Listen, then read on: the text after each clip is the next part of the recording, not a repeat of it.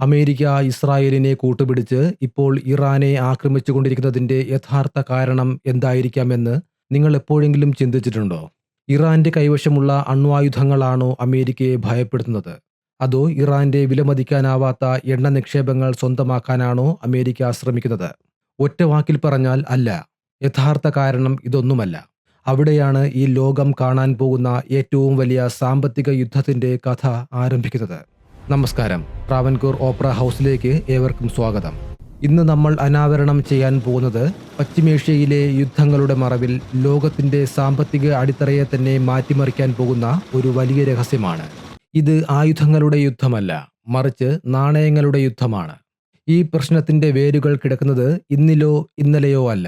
അത് മനസ്സിലാക്കാൻ നാം പെട്രോ ഡോളർ എന്ന ആശയത്തെക്കുറിച്ച് കൃത്യമായി അറിയണം. 1973 അമേരിക്ക സൗദി അറേബ്യയുമായി ഒരു നിർണായക കരാറിൽ ഒപ്പുവെച്ചു. ലോകത്ത് ആര് എണ്ണ വാങ്ങിയാലും വിറ്റാലും അത് അമേരിക്കൻ ഡോളറിൽ മാത്രമേ ചെയ്യാവൂ എന്നതായിരുന്നു ആ കരാർ. ഈ ഒരൊറ്റ തീരുമാനമാണ് കഴിഞ്ഞ അരനൂറ്റാണ്ടായി അമേരിക്കയെ ലോകത്തിലെ ഏറ്റവും വലിയ സൂപ്പർ പവറായി നിലനിർത്തുന്നത്. ലോകത്തുള്ള എല്ലാ രാജ്യങ്ങൾക്കും എണ്ണ വേണം. എണ്ണ വേണമെങ്കിൽ ഡോളർ വേണം. അങ്ങനെ ഡോളറിന് എപ്പോഴും ഒരു ഡിമാൻഡ് ലോകവിപണിയിൽ ഉണ്ടായിക്കൊണ്ടിരിക്കും. ഈ പെട്രോ ഡോളർ സിസ്റ്റം തകർന്നാൽ അതോടെ അമേരിക്കയുടെ സാമ്പത്തിക അടിത്തറയും തകരും. അമേരിക്കൻ ഡോളറിന്റെ റിസർവ് കറൻസി എന്ന പദവി നഷ്ടപ്പെടും. ഇത് സംഭവിക്കാതിരിക്കാൻ ഗൾഫ് മേഖല എപ്പോഴും തങ്ങളുടെ നിയന്ത്രണത്തിൽ ആയിരിക്കണമെന്ന് അമേരിക്കയ്ക്ക് നിർബന്ധമുണ്ട്. എന്നാൽ ഈ കഥയിലെ യഥാർത്ഥ വില്ലൻ ഇറാനല്ല. ഈ യുദ്ധത്തിന്റെ തിരക്കഥ എഴുതപ്പെടുന്നത് ടെഹ്റാനിലല്ല, മറിച്ച് അങ്ങ് ബീജിംഗിലാണ്. അതെ, ചൈനയാണ് ഈ കളിയുടെ മാസ്റ്റർ മൈൻഡ്. ചൈനയും ഇറാനും വളരെ കാലമായി അടുത്ത വ്യാപാര പങ്കാളികളാണ്. എന്നാൽ ഇവിടെ നിങ്ങളെ ഞെട്ടിക്കുന്ന ഒരു കണക്കുണ്ട്. ഇറാൻ ഉൽപ്പാദിപ്പിക്കുന്ന മൊത്തം ക്രൂഡ് ഓയിലിന്റെ 80 മുതൽ 90% വാങ്ങുന്നത് ഒരൊറ്റ രാജ്യമാണ്, ചൈന. നിങ്ങൾ എപ്പോഴെങ്കിലും ചിന്തിച്ചിട്ടുണ്ടോ, ഉപരോധങ്ങൾ നേരിടുന്ന ഒരു രാജ്യത്തിന്റെ എണ്ണ മുഴുവൻ മറ്റൊരു രാജ്യം എന്തിനാണ് ഇങ്ങനെ വാങ്ങിക്കൂട്ടുന്നതെന്ന്? അവിടെയാണ് ഈ യുദ്ധത്തിന്റെ യഥാർത്ഥ തുടക്കം.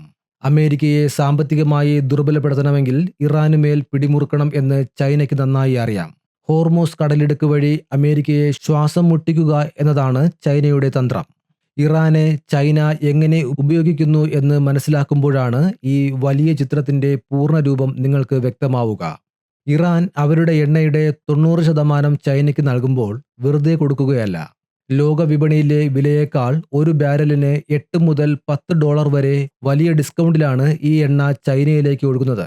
അതായത് ബ്രന്റ് ക്രൂഡിന് $80 ആണെങ്കിൽ ചൈനയ്ക്ക് അത് $70 ലഭിക്കുന്നു. ഇത്രയും വലിയ ഡിസ്കൗണ്ട് നൽകാൻ കാരണം അവർ വാങ്ങുന്ന ഭീമമായ അളവ് തന്നെയാണ്.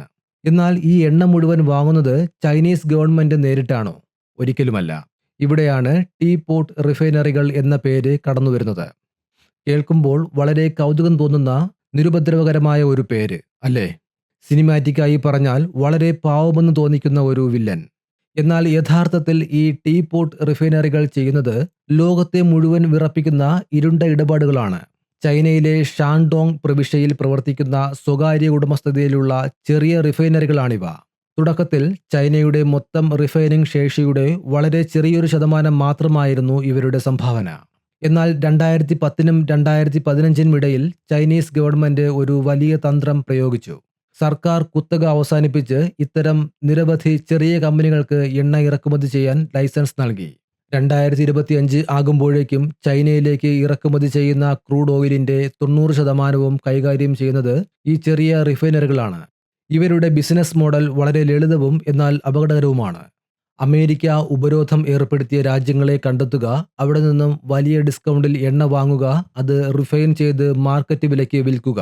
പക്ഷേ ലോകത്തിന്റെ കണ്ണുവെട്ടിച്ച് അമേരിക്കൻ ഉപരോധമുള്ള ഇറാന്റെ എണ്ണ എങ്ങനെയാണ് ചൈനയിൽ എത്തുന്നത്?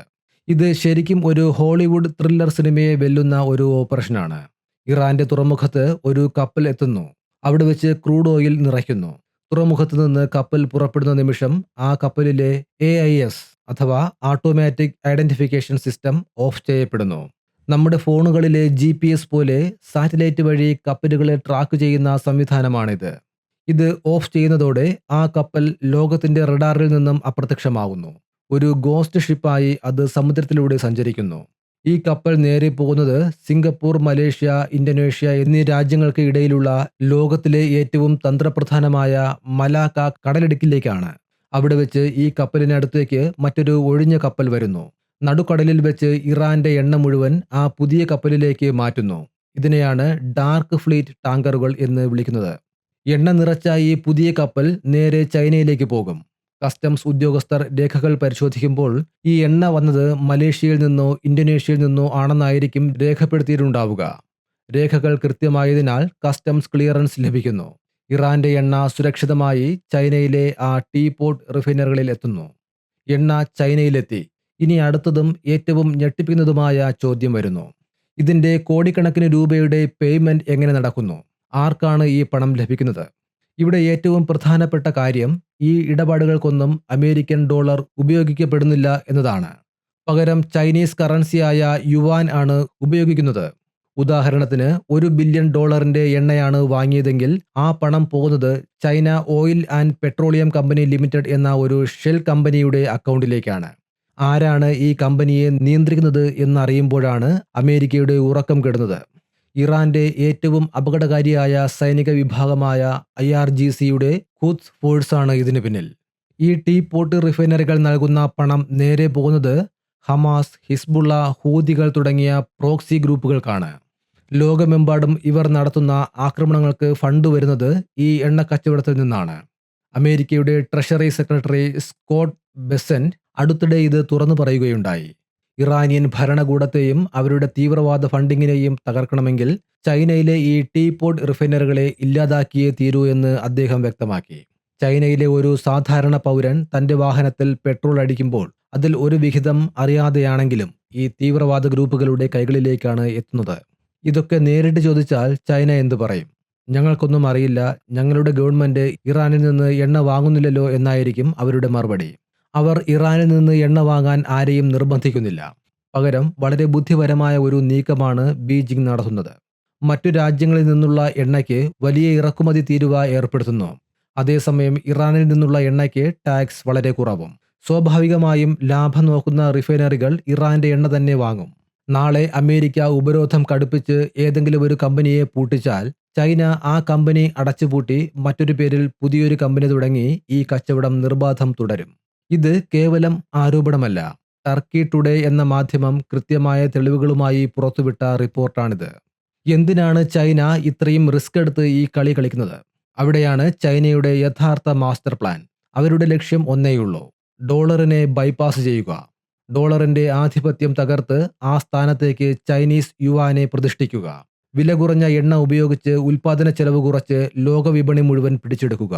അതുകൊണ്ടുതന്നെ അമേരിക്കയുടെ ലക്ഷ്യം ഇറാന്റെ എണ്ണ ഇല്ലാതാക്കുക എന്നതല്ല, ഇറാനെ തകർക്കുന്നതിലൂടെ ചൈനയ്ക്ക് ലഭിക്കുന്ന വില കുറഞ്ഞ ഊർജ്ജ സ്രോതസ് ഇല്ലാതാക്കുക എന്നതാണ്. ഡോളറിനെ ആശ്രയിക്കാതെ ഒരു സമാന്തര സാമ്പത്തിക വ്യവസ്ഥ കെട്ടിപ്പടുക്കാനുള്ള ചൈനയുടെ ശ്രമങ്ങളെ മുളയിലേ നുള്ളുക എന്നതാണ് അമേരിക്കയുടെ ഇപ്പോഴത്തെ ഏറ്റവും വലിയ അജണ്ട. ഇത് വെറുമൊരു എണ്ണയുദ്ധമല്ല, ഇത് ഡോളറും യുവാനും തമ്മിലുള്ള ജീവൻ മരണ പോരാട്ടമാണ്. ഇന്ന് ലോകത്ത് രണ്ട് രാജ്യങ്ങൾ തമ്മിൽ പണമിടപാട് നടത്തണമെങ്കിൽ ഡോളറിലാണ് അത് ചെയ്യുക. അതിനായി അവർ ഉപയോഗപ്പെടുത്തുന്നത് സ്വിഫ്റ്റ് എന്ന ഇന്റർനാഷണൽ ബാങ്കിംഗ് മെക്കാനിസമാണ്. ഇതിന്റെ പൂർണ്ണ നിയന്ത്രണം അമേരിക്കയുടെ കൈകളിലാണ്. 2022 റഷ്യ ഉക്രൈനെ ആക്രമിച്ചപ്പോൾ ഒറ്റ രാത്രി കൊണ്ട് അമേരിക്ക റഷ്യയെ സ്വിഫ്റ്റിൽ നിന്നും പുറത്താക്കി. അതോടെ റഷ്യയുടെ അന്താരാഷ്ട്ര സാമ്പത്തിക ഇടപാടുകളെല്ലാം സ്തംഭിച്ചു. നാളെ തങ്ങൾക്കും ഈ ഗതി വരുമെന്ന് ചൈനയ്ക്ക് നന്നായി അറിയാം. അതിനെ മറികടക്കാൻ ചൈന സ്വന്തമായി വികസിപ്പിച്ചെടുത്ത പേയ്മെന്റ് സിസ്റ്റമാണ് സിപ്സ് അഥവാ cross border interbank payment system. സ്വിഫ്റ്റിന് പകരമുള്ള ഒരു ഡ്യൂപ്ലിക്കേറ്റ് സിസ്റ്റം എന്ന് വേണമെങ്കിൽ ഇതിനെ വിളിക്കാം. ഇറാന്റെ എണ്ണയ്ക്ക് ചൈന പണം നൽകുന്നത് ഡോളർ ഒഴിവാക്കി ഈ സിസ്റ്റത്തിലൂടെ യുവാനിലോ അല്ലെങ്കിൽ സ്വർണമായി ബാർട്ടർ സിസ്റ്റത്തിലോ ആണ്. സാധാരണക്കാർക്ക് മനസ്സിലാവുന്ന രീതിയിൽ ഇതിനെ ഒരു ഉദാഹരണമായി പറയാം. നമ്മുടെ നാട്ടിൽ എപ്പോഴും ട്രാഫിക് ബ്ലോക്കുള്ള ഒരു പ്രധാന റോഡ് ഉണ്ടെന്ന് കരുതുക. ആ തിരക്ക് കുറയ്ക്കാൻ സർക്കാർ അവിടെ ഒരു പുതിയ ബൈപ്പാസ് റോഡ് പണിയുന്നു. ബൈപ്പാസ് തുറന്നു കഴിഞ്ഞാൽ സ്വാഭാവികമായും ആളുകൾ പഴയ റോഡ് ഒഴിവാക്കി പുതിയതിലൂടെ യാത്ര ചെയ്യാൻ തുടങ്ങും. ഇവിടെ പഴയ തിരക്കുള്ള റോഡാണ് അമേരിക്കൻ ഡോളർ. ചൈന പണിയുന്ന പുതിയ ബൈപ്പാസാണ് അവരുടെ സിപ്സ് സിസ്റ്റവും യുവാൻ അധിഷ്ഠിത വ്യാപാരവും. ഈ ബൈപ്പാസ് റോഡിന്റെ ടെസ്റ്റിംഗ് ആണ് ഇപ്പോൾ ഇറാനുമായി ചേർന്ന് ചൈന നടത്തിക്കൊണ്ടിരിക്കുന്നത്. ഈ ടെസ്റ്റ് വിജയകരമാണെന്ന് കണ്ടാൽ സൗദിയും UAEയും ബ്രസീലും റഷ്യയും ഉൾപ്പെടുന്ന മറ്റു രാജ്യങ്ങളും പതിയെ ഈ ബൈപ്പാസിലേക്ക് മാറും. ബ്രിക്സ് രാജ്യങ്ങൾക്കിടയിൽ ഇത്തരം ഒരു സിസ്റ്റം കൊണ്ടുവരാൻ ചൈന ശ്രമിക്കുന്നതും ഇതിന്റെ ഭാഗമായാണ്. ലോകം ഡോളറിനെ ഉപേക്ഷിച്ച് ഈ പുതിയ ബൈപ്പാസിലൂടെ യാത്ര തുടങ്ങിയാൽ എന്ത് സംഭവിക്കും? അമേരിക്കൻ ഡോളറിന്റെ ഡിമാൻഡ് കുത്തനെ ഇടിയും. ഡോളറിന്റെ വില ഇടിഞ്ഞാൽ അമേരിക്കയ്ക്ക് കുറഞ്ഞ പലിശയ്ക്ക് ലോക ബാങ്കുകളിൽ നിന്നോ മറ്റോ കടമെടുക്കാൻ സാധിക്കാതെ വരും. അമേരിക്കൻ സമ്പദ് വ്യവസ്ഥയുടെയും അവരുടെ കൂറ്റൻ സൈനിക ശക്തിയുടെയും അടിത്തറ തന്നെ ഈ കുറഞ്ഞ പലിശയിലുള്ള കടമെടുപ്പാണ്. അത് നിന്നാൽ അമേരിക്കയുടെ ലോക പോലീസ് ചമയലും ഉപരോധങ്ങൾ ഏർപ്പെടുത്തി മറ്റുള്ളവരെ പേടിപ്പിക്കലും എല്ലാം അവിടെ അവസാനിക്കും. ഇതൊരു സ്ലോ മോഷനിൽ അമേരിക്കയെ കാത്തിരിക്കുന്ന വലിയൊരു ദുരന്തമാണ്. അത് തടയാനാണ് അവർ ഇറാനുമേൽ ഇപ്പോൾ യുദ്ധസമാനമായ നീക്കങ്ങൾ നടത്തുന്നത്. അമേരിക്കയുടെ പെട്രോ ഡോളർ സിസ്റ്റം നിലനിൽക്കുമോ? അതോ ചൈനയുടെ പുതിയ സാമ്പത്തിക തന്ത്രങ്ങൾ ലോകത്തെ മാറ്റിമറിക്കുമോ? വരും നാളുകളിൽ ലോകം സാക്ഷ്യം വഹിക്കാൻ പോകുന്നത് ഈ മഹാപോരാട്ടത്തിനായിരിക്കും. ഈ വിഷയത്തെക്കുറിച്ച് നിങ്ങളുടെ അഭിപ്രായങ്ങൾ എന്താണ്? താഴെ കമന്റ് ബോക്സിൽ രേഖപ്പെടുത്തുക. ഈ വീഡിയോ നിങ്ങൾക്ക് വിജ്ഞാനപ്രദമായി തോന്നിയെങ്കിൽ തീർച്ചയായും മറ്റുള്ളവർക്കും ഷെയർ ചെയ്തു കൊടുക്കുക. വീഡിയോ ലൈക്ക് ചെയ്യാനും ചാനൽ ഇതുവരെ സബ്സ്ക്രൈബ് ചെയ്തിട്ടില്ലെങ്കിൽ ഇപ്പോൾ തന്നെ സബ്സ്ക്രൈബ് ചെയ്യാനും മറക്കരുത്. നന്ദി, നമസ്കാരം.